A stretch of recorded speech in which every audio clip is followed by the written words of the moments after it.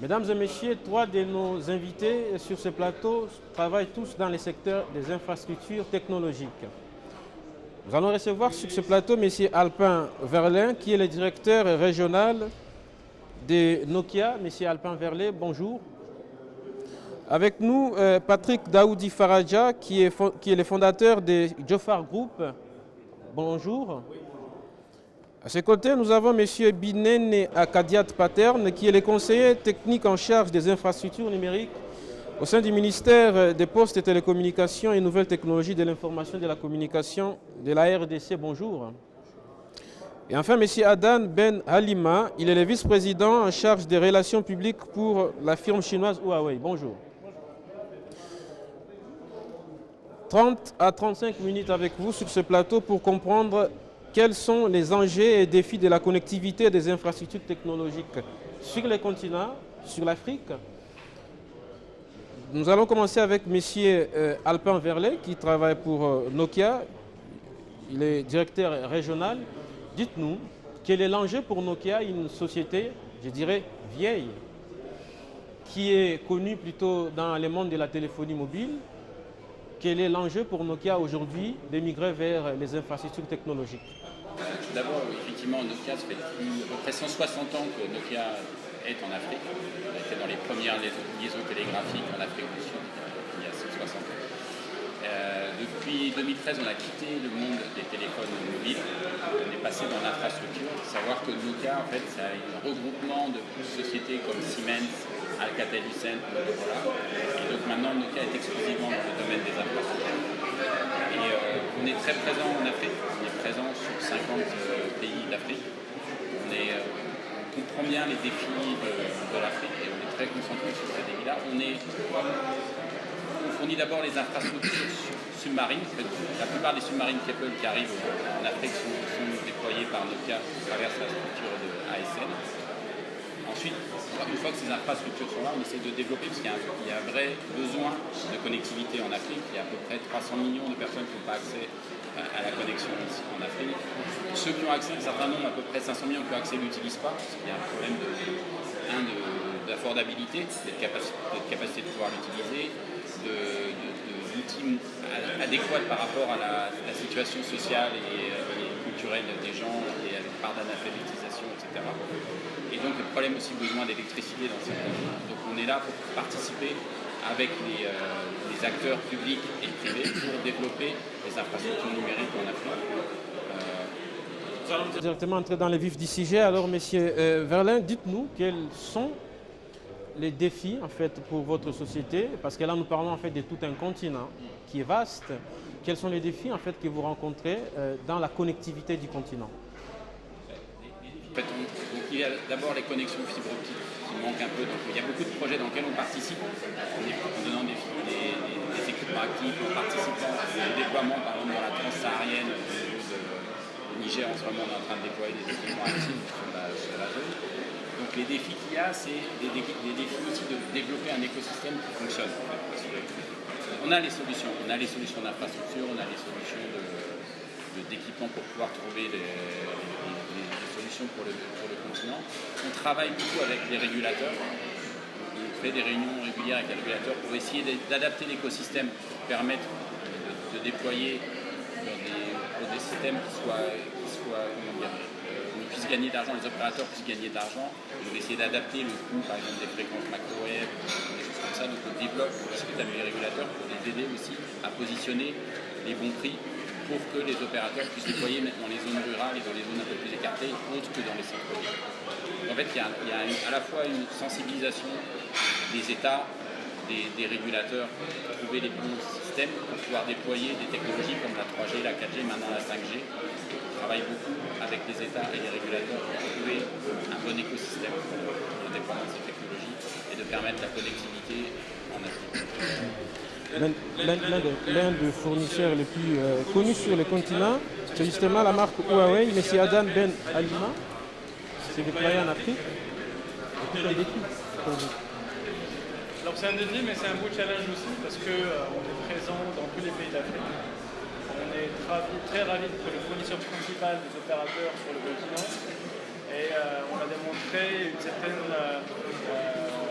proximité avec nos clients, ce qui fait notre force, et une adaptabilité à la réalité locale, parce qu'il faut savoir que chaque pays a sa réalité. Il n'y a pas une solution de connectivité qui se fait en plug and play d'un pays à un autre, parce que chaque pays a sa réalité. Donc, il y a différentes technologies, il y a la fibre, il y a la technologie mobile, la DSL, etc. Il faudra bien composer pour trouver de façon intelligente à desservir les citoyens avec ces technologies-là, chaque technologie dans son scénario. On n'a pas besoin de mettre la fibre partout, on n'a pas besoin de faire de la 5G partout, on n'a pas besoin de faire de la 4G partout, donc du coup on va doser, trouver des bons scénarios. Après, vous avez évoqué quels sont les obstacles éventuels par rapport au développement de ces technologies-là. J'en citerai quelques-uns. Il y a parfois l'électrification, tout simplement. Il y a des zones parfois qui ne sont pas électrifiées, et là nous on a des solutions. Quelle zone par exemple sur le continent? Quelle zone par exemple sur le continent? C'est pas relié à un pays par rapport à l'autre, ça existe dans tous les pays. Il y a des zones qui sont mal électrifiées. Donc du coup, nous, on apporte des solutions qui sont autonomes en termes de production d'énergie avec le solaire, etc. Après, ensuite, il y a des choses qui ont un impact indirect. Par exemple, la chaîne logistique. La chaîne logistique, l'efficacité de la chaîne logistique, elle peut avoir un impact sur les coûts d'un projet. D'accord? Donc la fluidification de l'import et de l'export au niveau d'un pays, c'est pas que sur le secteur des télécoms, mais dans tous les secteurs, peut avoir un impact sur les coûts et du coup sur l'efficacité d'implémentation des projets. D'accord? Après, de façon générale, la connectivité sur le continent, pas seulement en Afrique, mais dans tous les pays du monde, elle est drivée par les opérateurs télécoms, qui sont des opérateurs privés qui sont là pour des raisons commerciales. Mais là, dans notre débat, on est en train de parler de connectivité pour desservir les citoyens. Donc, on est en train de parler d'une vision citoyenne au point de vue gouvernement. Et c'est là où on doit aussi trouver le bon compromis entre l'aspect commercial des opérateurs par rapport à la stratégie qu'un gouvernement veut mettre en place pour trouver un matching, comment desservir de façon pérenne l'infrastructure sur le long terme au niveau d'un pays. Sur le continent, vous avez certains pays, par exemple, où il y a un faible taux de pénétration des consommations, par exemple, en matière de connectivité, de téléphonie mobile.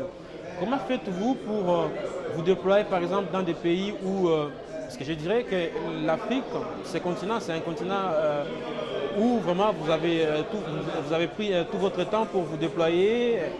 En fait, et puis, depuis que vous êtes, par exemple, je donne l'exemple d'un pays comme le Congo, quels sont les défis auxquels vous avez été confrontés pour vous déployer?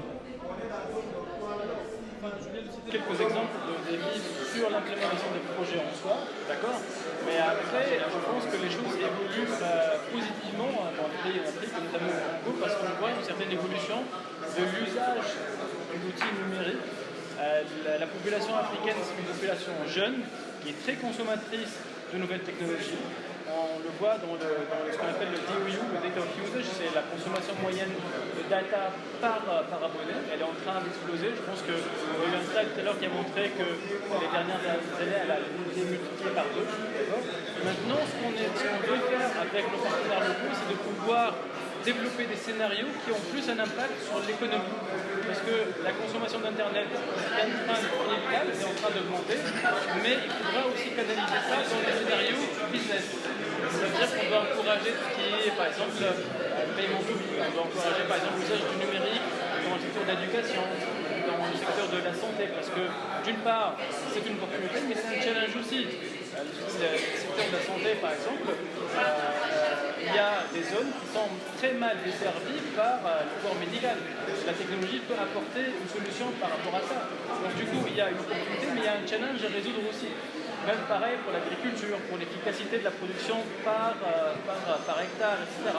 Donc ce qu'on essaie de faire, c'est de sensibiliser nos partenaires par rapport à ces scénarios pour bâtir de nouveaux business cases pour que les choses évoluent plus dans ce sens-là et qui vont compléter le train de global qui est l'usage d'Internet de façon exponentielle et un train naturel qui se met en place. Ces défis, le pouvoir public aussi, ils sont confrontés. Monsieur Bignane Kadiat, vous qui êtes conseiller technique en charge des infrastructures numériques pour les ministères congolais, RDC, des PET-NTIC, comment fait-on aujourd'hui pour qu'il y ait des provinces, des territoires ou des villages Ce n'est pas qu'en République démocratique du Congo, il y en a également dans d'autres pays comme de l'Afrique de l'Ouest ou bien centrale. Comment fait-on? Comment est-ce possible qu'il y ait des régions, des provinces où il n'y a pas par exemple de connectivité, où il n'y a pas de couverture en termes de téléphonie? Pour répondre à cette question, je dirais que le plus grand défi auquel nous sommes exposés, c'est que nos États, surtout les États africains, n'ont peut-être pas les moyens pour accompagner cette révolution numérique. Parce que pour arriver à déployer ces infrastructures dans tous les milieux, il faut des moyens. Alors les États africains en général n'ayant pas ces moyens, sont obligés de faire des concessions avec les opérateurs privés qui eux sont intéressés par des zones qui sont économiquement fortes. Ce qui fait que les zones qui sont économiquement faibles sont délaissées à leur propre triste sort. Alors l'État devrait normalement, ou les États devraient normalement subventionner les déploiements des infrastructures dans ce type de milieux pour permettre à ce que les habitants de ces différents milieux aient accès aux mêmes services à un coût relativement bas, aussi, et on peut dire au même titre que ceux-là qui vivent dans des zones économiquement fortes.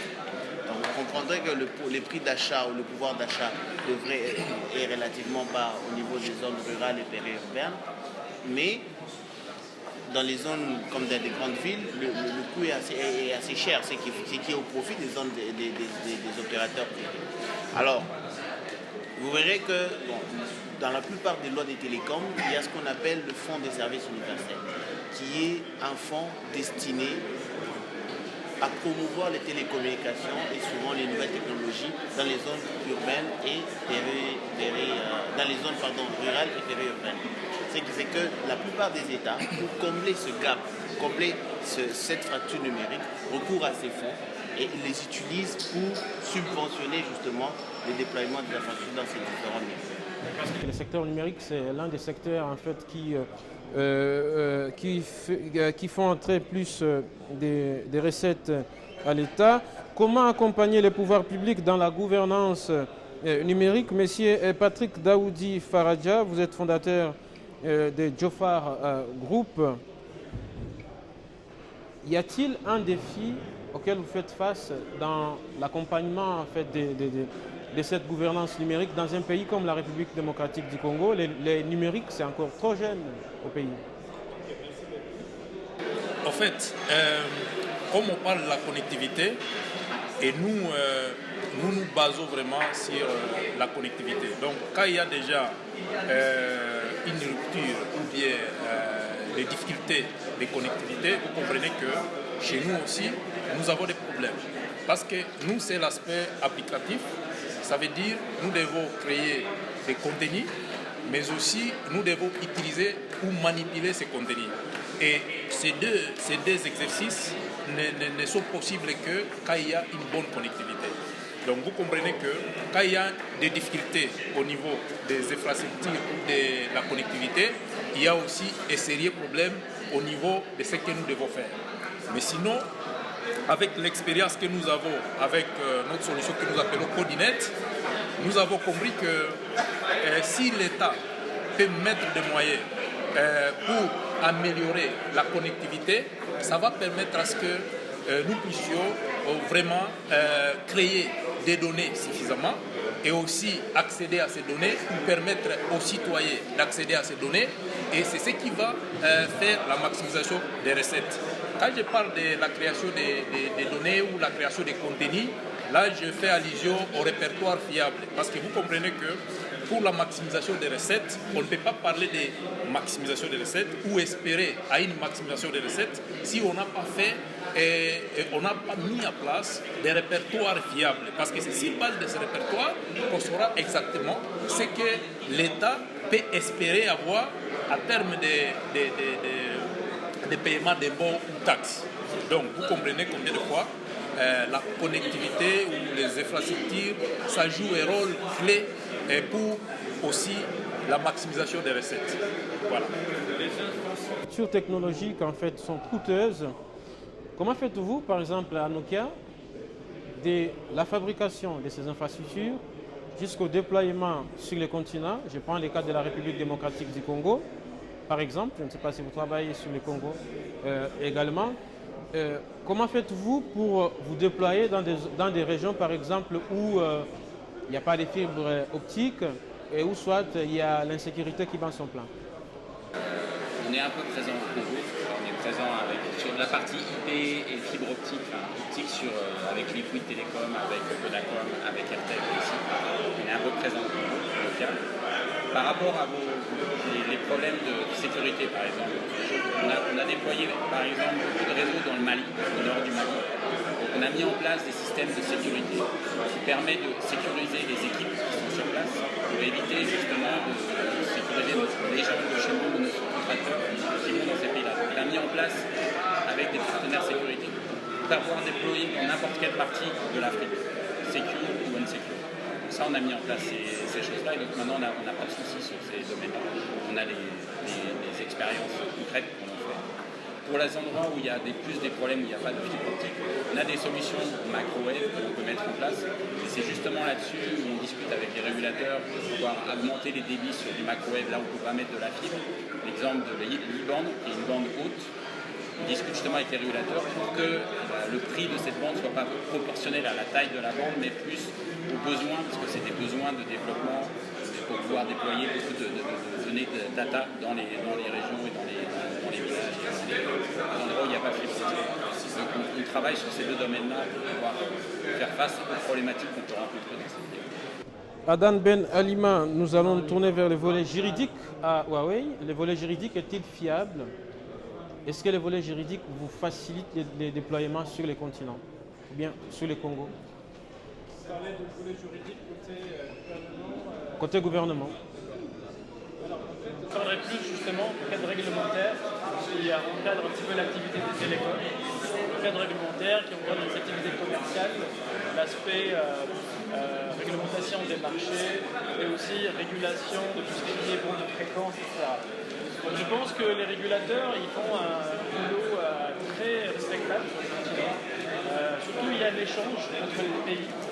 D'ailleurs, bien qu'aujourd'hui j'en ai discuté avec des régulateurs congolais qui sont en contact avec des régulateurs de la région. D'ailleurs, ils m'ont demandé de vérifier un petit peu cette discussion. C'est ce qui est très appréciable à travers des colloques, des workshops, etc. D'avoir un retour d'expérience sur les choses qui marchent bien. Et c'est ce qui fait un petit peu dynamiser les discussions. Donc, côté réglementation, je pense que de notre côté, on est satisfait par rapport à ce qui se passe. Maintenant, il faudra planifier un petit peu l'évolution de ce marché, parce que l'évolution va être très rapide. On va s'attendre à un tsunami de données, des applications qui vont venir très rapidement, vont être très consommatrices de bande passante. Tout à l'heure, notre collègue de Meta, il a parlé de Metaverse, ce qui ouvre vraiment un nouvel univers complètement différent par rapport à ce qu'on vit aujourd'hui. Donc du coup, à date, la réglementation, elle est bonne pour cadrer un petit peu cette activité-là, mais j'attire juste l'attention que ce qui va se passer dans les 10 prochaines années, ça va être en mode hyper accéléré. Donc il faudra vraiment qu'on puisse mettre en place des mécanismes de suivi et d'anticipation par rapport à l'encadrement de cette activité-là et surtout la planification des cycles technologiques. Et surtout, vous parlerez par exemple de planification des fréquences. Il faudra aussi faire bon usage du spectre parce que c'est une ressource extrêmement importante pour le développement des réseaux dans tous les pays.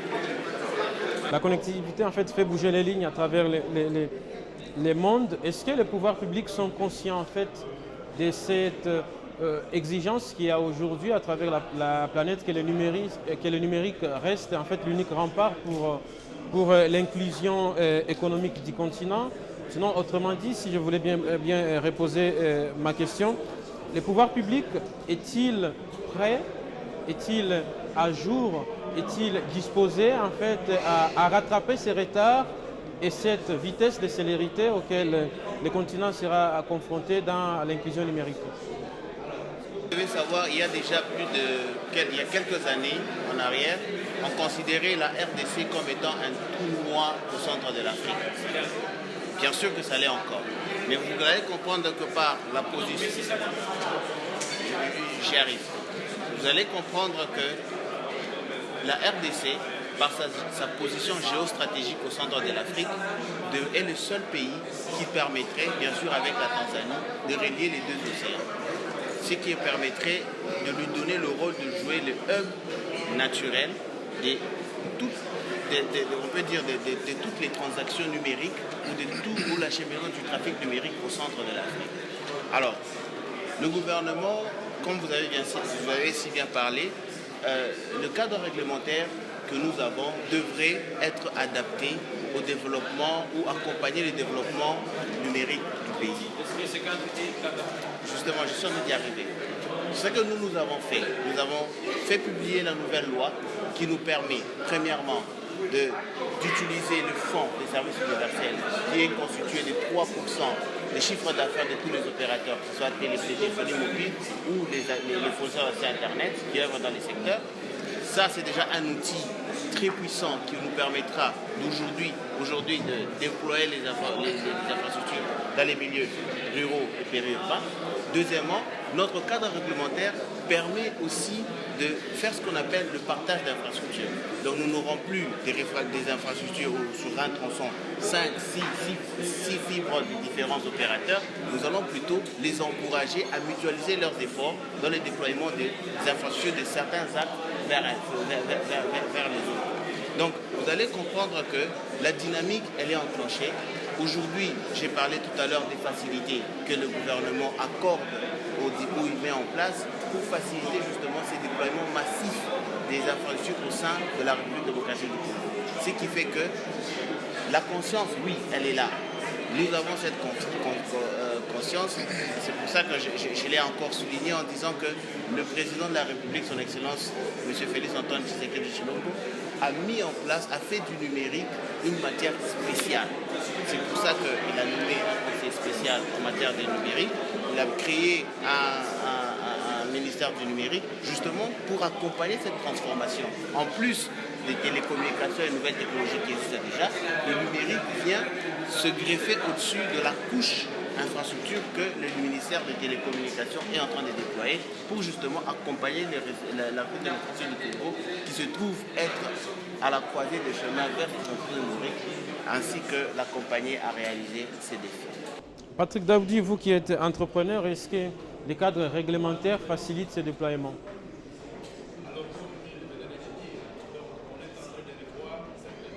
Comme